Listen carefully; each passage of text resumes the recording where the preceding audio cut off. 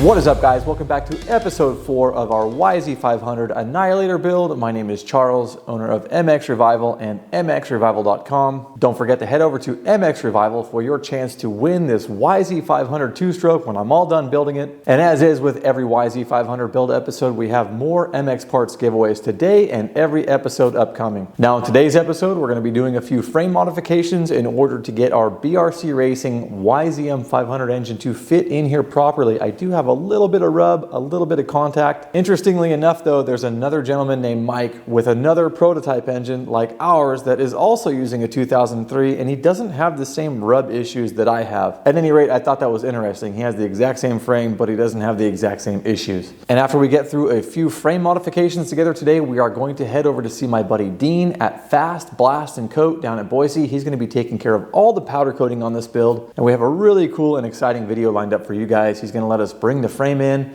dunk it into the big nasty chemical vat that strips all the paint or whatever else is on the frames before they prep them for powder coat. So I'm really excited to do that with you. And item number 3 on today's hit list, I of course have another MX parts giveaway for you in this episode. So guys, let's go ahead and jump into today's frame modifications. I've used a Sharpie to mark out the areas where I want to grind to remove what I think will be just enough material, but also keep a factory look when we're done. Other than that little bit of grinding we're gonna do, we're gonna then move on to knocking out these steering bearing races. It's super easy, show you how to do that super fast. And then I did do one other thing to the frame to help clearance for this engine. I took this frame over to my buddy Tim's place, Kuna Machine Shop out here in Kuna, and he used his big gigantic press to help me ovalize one of the down tubes to make a little more clearance for the stator. You guys can check out that reel on Instagram, link below. Guys, having said all that, it's time to go ahead and get to work.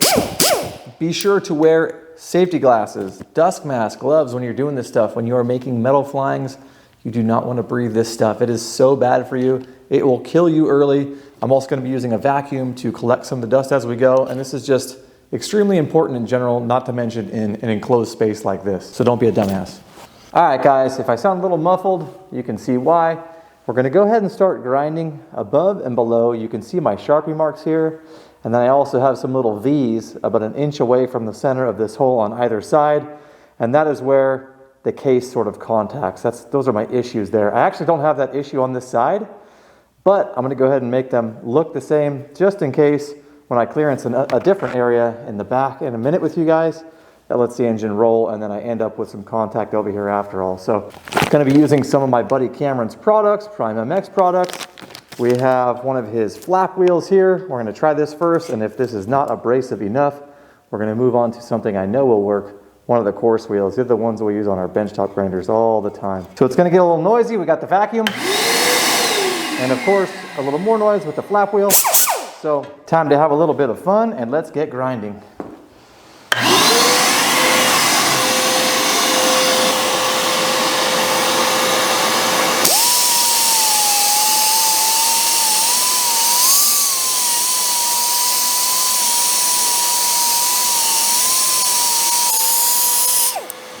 All right, guys, that's working well enough, and that flap wheel didn't really deteriorate much at all as I was going, but I've swapped out to something a little more abrasive, need a little bit more speed, although the flap wheel was really nice because the speed at which it cuts offers you a lot of control, and you're not going to make a mistake with it. So I'll use that somewhere else in the future. Wanted to give that a try. It's been in the toolbox for a while. Anyhow, get back to work.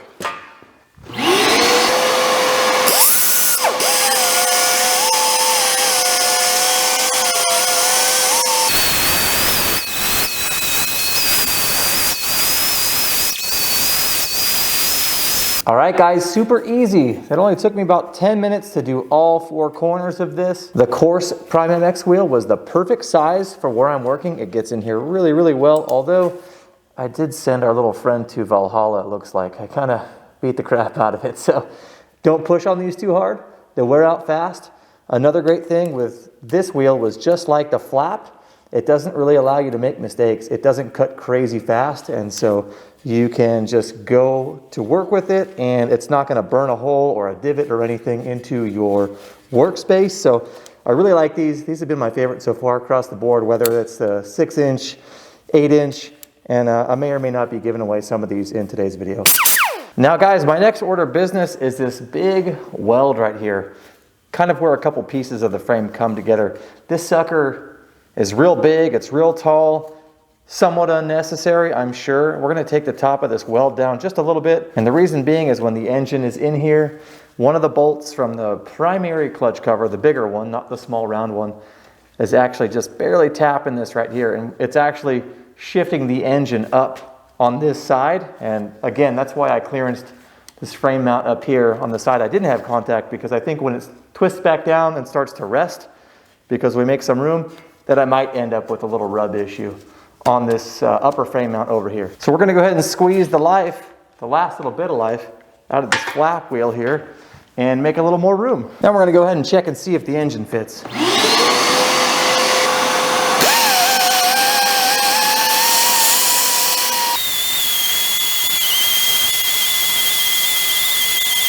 All right guys, as you can see, we knocked this down a little bit, but I still have plenty of weld, plenty of material. I didn't go crazy.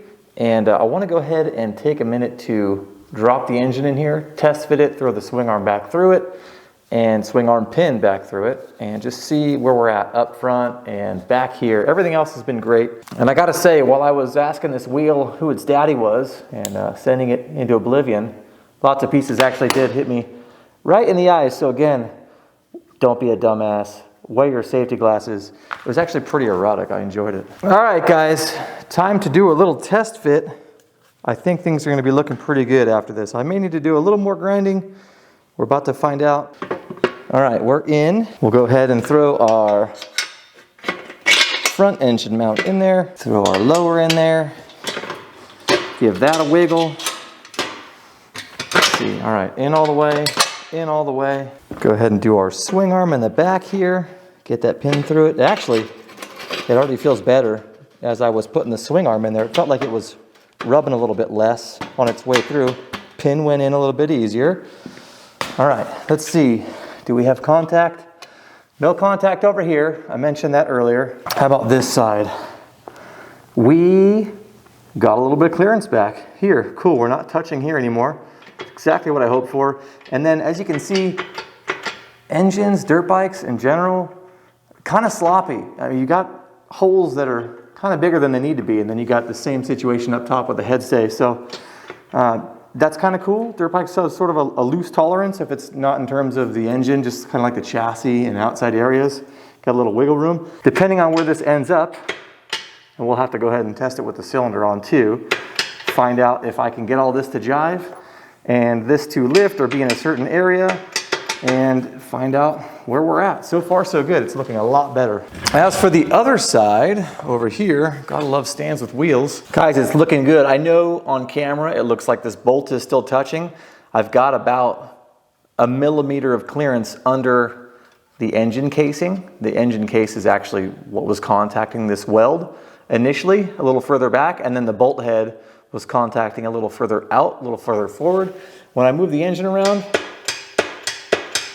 that gives me even more room. That gives me, I don't know, I'd say it's about 1 millimeter when the engine's lifted up. So I should probably take just a hair more metal out of this area here, and then we would be perfect. But as you can see, very minimal amount of grinding. The whole thing took, I don't know, 20 to 30 minutes, and I'm filming it. I'm gonna go ahead and get this bottom end out, loosen up the case halves a little bit so I can slide the cylinder on, and then we'll try everything again with the head stays as well. All right, let's loosen these suckers up here, all of the bolts that hold the two case halves together. And the reason I need to do this in order to get the cylinder on is that the specs on this thing are so perfect and so spot on that the cylinder won't actually fit on these dowels without the gasket in between the center cases where it belongs. So pretty cool. The thing is just ultra tight. Some fine Canadian engineering.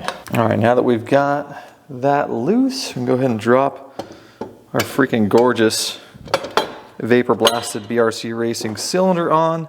And then I can give these a little pinch, not much, and that actually holds the cylinder in on those dowels, so I don't have to worry about it wobbling off the top of the bottom end there. That's it. Pretty straightforward. Back in the frame she goes. All right, big girl. Time to get you back in your new home. All right, boys, one more time. Got a bolt through down here on the bottom. Got a bolt through up here in the front. Go ahead and weasel our swing arm, and swing arm main pin back on through. Easy, way, way easier. Go ahead and do the cylinder head next. I'm trying to be super careful not to get this stuff dirty, because if you guys watched last vapor blasting episode, holy crap, unreal. Next up, we've got our head stays. These are actually supplied by BRC Racing due to the fact that this is a juggernaut of an engine that was never supposed to be in here in the first place. All of this is sliding on real easy. Again, you can see, like I said earlier, dirt bikes are a little sloppy in the chassis, which makes this kind of stuff a little bit easier on us. No issues there. Bust a nut for safety. And now let's see. So we've got our wiggle room still, up and down. That's good. We've got great clearance on the side that I'm on. Now this side here, looking good. Once these bolts are tight, I'm gonna be very far away from hitting any of this area here in the front. Damn, that cylinder looks so good. Down below, our little weld grind, nothing has changed, so that's good. I'm gonna go ahead and take a little bit more material out of this before we actually go down to Dean's shop, Fast Blast and Coat, and we'll be done with all the frame mods. So guys, that's it. Super easy to do, just a little bit of clearancing. The Prime MX wheels work perfect for this. Again, the cut speed isn't so fast that you're gonna get into trouble, so highly recommend those, whether it's on your benchtop grinder to remove casting flash from your linkage, or you're shaving away steel like we did today. Everything's looking really good, and we even have a little bit of wiggle room left in there if need be, so nothing's touching anymore. Everything worked out great. The last thing we need to do is knock the steering stem bearing races out of this head tube. So let's go ahead and knock those out real quick, and then we'll head over to Fast Blast and Coat, meet up with Dean, and get the lowdown on powder coating, how to strip old frames, how he's gonna prep it, the whole shebang. All right, here we are down on the floor getting ready to knock out some steering stem bearing races. Real easy, guys. I use a small single jack and an old pry bar actually that I shaped the tip of. I use it as a drift to get kind of a hook on the race and then knock it out with a single jack. There are definitely some other tools you could buy that are very expensive. However, I do not find it necessary and I have never needed them. Obviously, I'm using a little bit of heat also. Sometimes you don't need to use the heat. It does help quite a bit.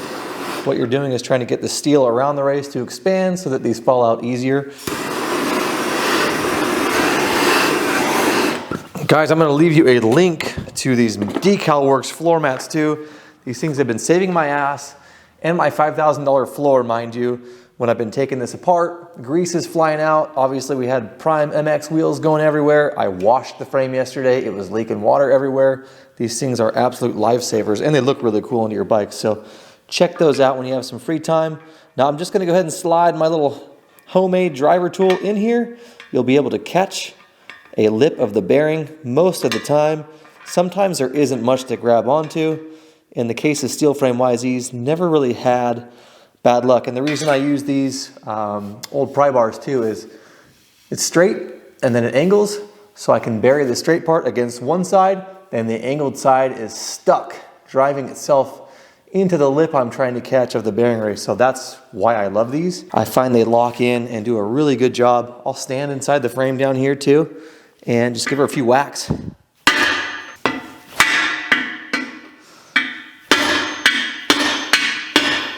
Once the race starts to come out of its seat, go ahead and change your angle, move to a different location with your pry bar or whatever it is you're using. You want to try and drive this thing out somewhat straight. It doesn't need to be exactly straight, but it will help it come out smoother. And there it is. Probably pretty hot. Done deal. Real easy. And there is the curved tip of that thing I was trying to talk about. So flat side here locks against the neck or the down tube, and then this thing sort of locks into the edge. It's not that hot. Locks into the top edge here. So works really, really great. Flip it over, do it again, and then we are good to go. We will be off to Fast Blast and Coat. Limo heat. Got my foot back in the frame again. You guys can see I'm using a stand too. It doesn't have to be a lift stand obviously, but something to elevate the frame so you can strike downward more easily. And as these races start to gap open a little bit away from their seat, you'll get a better shelf to throw your tool on or your drift. There it is. Some of them like to put up a little fight, but they are no match for me. I'm fantastic. You are mine now. All right, guys, let's head on over to Fast Blast, link up with Dino. All right, we're here at Fast Blast and Coat, and this is Dean. Good morning, man. What's up, Charles? Good morning. Good morning to you. I'm super pumped to be here. Appreciate the opportunity. We brought you some pretty crusty YZ250 parts. Yep. And so I was hoping we could give people the lowdown on what you're going to do to bring it back up to snuff. So welcome to Fast Blast and Coat. This is where turns into pretty. There you go. You used the slogan. Good. So as you can see, Charles brought us a swing arm that's been clearanced for the YZ500. It's pretty beat, but we'll clean this up for them and throw some powder on it for them. Awesome. I didn't expect you guys to deburr that, so that's really awesome that you're able to do so. Yeah, we'll clean that up. It'll look real nice. Yeah. It may not look brand new, but it sure will look nice. Oh, it's going to look better than new. I've seen your work. So Josh is getting suited up. He is ready to drop the YZ frame into the hydrochloric acid. Hydrochloric acid. I was going to ask you what it was called because I've seen it. I've seen like little cell phone videos. It's actually not hydrochloric, but no. Oh, is it? Okay. I don't know if I should let the secret out, but that's actually methylene chloride. Okay, is it a secret? Because I can cut that out. No, it's not. What was the other stuff called? You said hydrochloric. Some guys use hydrochloric to strip nickel off pipes. Oh, okay. Do you do that here? No, that stuff's nasty. This stuff's just as bad. This is a product made by Express Chem. It's called powder strip. Mm-hmm. The active ingredient is methylene chloride. That is nasty. I've been holding my breath. Yeah, it's pretty bad. Here. I don't want to. I don't. We see Josh with the part of the joys of working here. You don't. Yeah. You don't ever have to worry about a stuffed up nose. Oh, this stuff will help you breathe. It's better than Vicks Vapor Rub. Clear you out right away. Nice. Those look like the vats in Ozark where they put the bodies, if I'm being honest. It's a special plastic. It's an overpack barrel. So normally they would take a barrel of acid and they would put it in that overpack barrel in case there was a spill. Okay. So we use that to hold it so we can reseal it. This is like a triple containment sort of deal here with the wall. And there's an exhaust fan there to try to control some of the fumes. You've got your stripping tank, and then that's your neutralizer tank. Some of the heavier stuff we rigged up, it's got a little hoist there, and it's all operated by that control. So like a heavy 20-inch wheel or something that we don't want to drop in by hand. Yeah. We drop it in with that. So that shouldn't take more than about a half an hour. That powder will fall right off. It'll go in the neutralizer. And then from there, we'll wash it, and it'll go into the oven to gas out. I see. A lot of people don't know what the gas out term is, but basically we're just burning off all the impurities, any moisture in the frame, any oils in the frame. Okay. We get all that out of the frame before it goes to blast. Okay. Because if you don't do that step, you can go ahead and strip it and blast it, but then you throw powder on it, cook it at 400 degrees, and all those impurities will come out under the powder, and you'll get a bunch Right. You basically got oil under your coating or whatever it may be. It'll blister it. It won't lay down smooth. Good just tips. Won't turn out good. So, awesome. Well, I'm excited to see this thing come out and be a part of this process. A really special treat for everybody watching. We all appreciate it. So you want to give me a little tour of the facility here? Yeah. Basically, this is like tear down, clean up, assembly area. It's our spray booth. We spray both Cerakote and powder in here. You can see it's just filthy. It's got an exhaust fan. We turn that on, and it keeps some of the dust down from the powder. But this is our powder applicator. This is made by Wagner. Okay. This is the actual spray gun setup, so to speak. The actual applicator. It's a high-end unit. It's pretty expensive, and it does a really nice job. Yeah. You guys aren't going to believe how these old parts come out. Dean just returned back the 89 RM250 frame. It's freaking unbelievable. So as you guys can see, he's also taken in customer bike builds as well. Beautiful stuff, lots of coatings, very well done. So let's go ahead and finish up this tour here. We already started and got the disassembly. We got the ovens, we got the Cerakote. Actually, the spray booth, we didn't get the oven. Look at that big boy. Yeah, so that's it's ugly, but it does the job. When I started this thing, it was really geared around the motorcycle market. So this will handle anything from a standard dirt bike frame or even a Harley frame that's on the ground over there. Mm-hmm. Yeah, that's a big boy. Huge. We do get a lot of calls for full-size bumpers on trucks that are hard for us to fit, but we do have plans to build a bigger oven. Josh and I actually built this oven. No kidding. It's insulated with 4 inches of wool. It's all ran off a PID control, so it monitors the temp in the oven, and it's pretty simple. It's just got some heating elements like out of your oven at home. Back here, this is where the magic happens. More prep area. It's a dirty job. Everything that comes in here is filthy, rusty. You know, we've got to not only strip it, but we've got to blast it, or we vapor blast it. So as you can see, he's got everything prepped out. This is going to get a transparent gold on these handles. So you can see we plug everything from the threaded holes. Right. We need connectivity to powder, so he's just got a bolt in here for a ground. I see. This is polished aluminum that we put on this. This is an old lamp a guy's restoring. Just a little bit of everything. Old lamps, cars, wheels trucks. on the ground. You got an old Can-Am pipe here. We'll put high temp Cerakote on. This is an old Matco toolbox. We're going to do this whole thing white.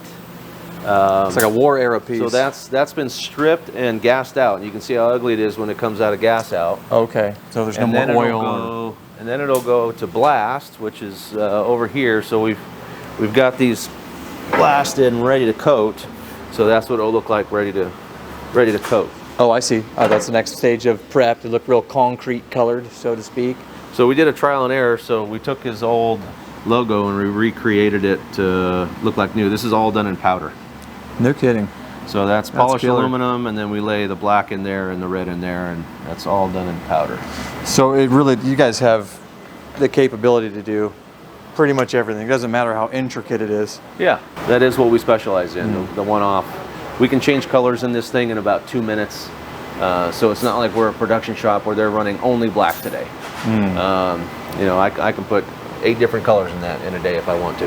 No kidding. Yeah, we also do, so with Cerakote, it's really cool. We do some stencil work, so you can see we did some stencil work on this exhaust. That's not a sticker.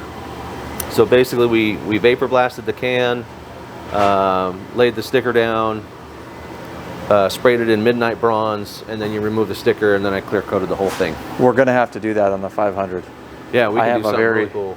Yeah, I got a very vanilla looking FMF turbine core, so we're gonna have to do something cool. It's not gonna really neat. That's not gonna fly, man. Now that we've seen that too, that's badass.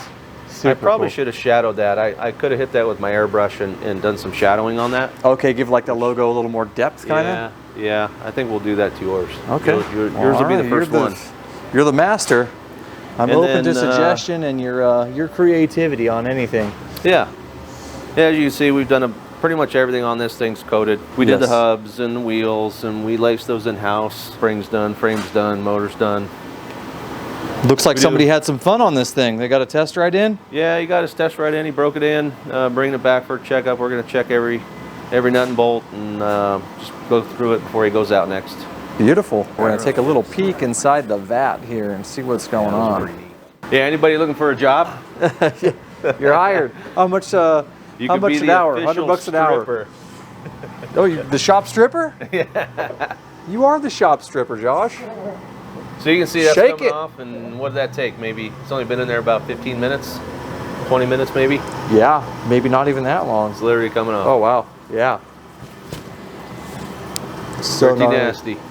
All right, Dean. Well, I really appreciate you having me by the shop. I appreciate your time, and I'm stoked to see what you do with all of our frames. You know, you didn't tell me what color we're doing the YZ500. Is that a secret? No, it's not. Actually, I'm glad you asked because we skimmed over that important detail, right? All right, I'll see you later. Yeah. So, what color? I would like to do a very OEM Yamaha blue, where it looks bright and vibrant and almost looks like it has a metallic, if I'm not mistaken. Okay. Basically, OEM blue. Idea. Okay, cool. Okay. I know you would. And then I would like to do the subframe the same color because it's kind of old school. Yeah. It's kind of like the steel frame era subframes. Yeah, like the one behind you. Yeah. Yeah, correct. And then for the swing arm, I wanted to vapor blast it and clear coat it. Yeah. But I think we're gonna have to do like a 2002 kind of a silver swing arm. When we tie this in with the 22 body and the decals, we'll have a really cool blend of old and new YZ. Okay. So easy enough. Awesome. Yep, I figured Thanks that's what you'd by. say. Yeah. Okay. Thanks for having me. We'll be picking up a beautiful frame here in about a week. Love it. All right, guys, everything is dropped off with Dean over at Fast Blast and Coat. I really hope you enjoyed that tour. That was super fun for me. Dean is a great guy, and I have enjoyed getting to know him better every time I visit the shop. And I actually got so much footage today that I could do more of a full length, like a longer video just for Fast Blast. So if you guys want me to do that, let me know in the comments below. I'll totally make it happen. Dean goes through all of his equipment, how some of it's used, tips to help guys DIY. And I really appreciate your time today, Dean. That was so much fun. Cannot wait to see what you do with the YZ500 parts. I know they're gonna be amazing. So guys, stay tuned for part 2 and an upcoming YZ500 build episode where we actually pick the frames back up from Dean. That's gonna be very exciting to get those things back and on the stand in the shop again. Up next, guys, you know what time it is. It's time for a all new MX parts giveaway. And for this week's giveaway, it's only fitting that the star of today's show, aka the Prime MX pads, are your next giveaway items. These have to be one of the handiest and most versatile tools in the shop at all times. We've ripped apart steel, we've done casting flash in the past, you name it, these things tear through it. And I am stoked that I got to try the small wheels because those fit into the frame just perfectly. And guys, don't worry, if you don't win one of today's 2 6-inch cleaning wheel giveaways, you can check them out on primemx.com. They work way, way better than what you spend to get them. You're also supporting a great company when you pick these up and a guy I truly care about. So if you've already entered to win an Annihilator or you do so this week after this video's drop, you're gonna be in the running to win one of 2 sets of Cameron's Prime MX pads. I'm also gonna be giving away 2 mXrevival Come and Take It flags, just like this one in the back here. That's an all new item on the website. Really stoked about it. So 2 of you guys are going to win Cameron's Prime MX pads. 2 of you guys are going to win the brand new Come and Take It flag. Again, those are for guys who have entered to win the YZ500 already. So you still have time to get in this week. And then I'm also going to do a comment giveaway. We didn't do one last episode. I like to sprinkle them in here and there. And so for this week's comment giveaway, I'm going to be giving away 3 more of the brand new limited edition Decal Works t-shirts commemorative of this build. My buddy Ron Joint down at Decal Works printed up a huge box of these suckers just for us, and I'm stoked to share them with you guys. So to win the Prime MX pads or the all new Come and Take It flag, make sure you're entered to win the YZ500 Annihilator. And for my comment giveaway, guys, all you need to do to win these sweet new Decal Works t-shirts is to let me know in the comments below, do you think I made the right choice on my powder coating colors when I was over at Fast Blast with Dean? Would you have done something different? And if so, what would you have done to your frames? Aside from that, huge congratulations to last week's giveaway winners. Coincidentally, Cameron Niemela, owner of Prime MX, whose pads we're giving away this week, won a Bolt Motorcycle Hardware Pro Pack last week.